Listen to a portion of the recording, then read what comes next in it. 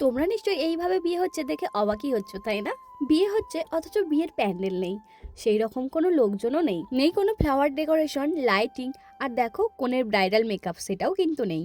জানো তো, গ্রামে এখনো অনেক পরিবার আছে যাদের মেয়ের বিয়ে কিন্তু এইভাবেই হয়, যাদের মেয়ের বিয়েতে কেবলই মাত্র থাকে গুটি কয়েক চেনা মানুষের আশীর্বাদের হাত। আর বিয়েটা হচ্ছিল এমনই এক জায়গায় যেটা আমরা হিন্দু মুসলিম এই বিশ্বাসটাকে ভক্তি করি, পীর বাবার মন্দিরে। আজ ছিল আমাদের একসঙ্গে দুটো বিয়ে বাড়ি, আর আমরা কিন্তু দুটোতেই অ্যাটেন্ড করেছিলাম। প্রথমটা ছিল একটা ভাগ্নির আর দ্বিতীয়টা ছিল একটা ভাইঝির। প্রথমে গিয়েছিলাম ভাগ্নির বিয়েতে আর দ্বিতীয়টা কিন্তু গিয়েছিলাম ভাইঝির বিয়েতে। আর ভাইঝির বাড়িটা যেহেতু আমার খুব কাছেই ছিল তাই ওকে কিন্তু আমি একটু সাজিয়েও দিয়েছিলাম। আর এখানেও বিয়ের কাজ প্রায় শুরুই হয়ে গেছে, এখানে বরকনে বসে পড়েছে বিয়েতে। এইবারই ওই বাড়ি করতে করতে বেশ অনেকটাই লেট হয়ে গেল। তো চলো এবার তোমাদের সঙ্গে মেনুতে কি কি ছিল সেটা শেয়ার করি। যেমনটা তোমরা দেখলে, প্রথমে ছিল ঝুড়ি ভাজা, স্যালাড আর নান। নানের সঙ্গে খাওয়ার জন্য ছিল একটা তরকা। তারপরে ছিল এই শীতে ঝুরঝুরে সাদা গরম গরম। তারপরে ছিল ফুলকপি চিংড়ি আর চিকেন কষা। আর সবশেষে ছিল চাটনি, পাঁপড়, মিষ্টি আর পান মশলার জন্য পাঁচ।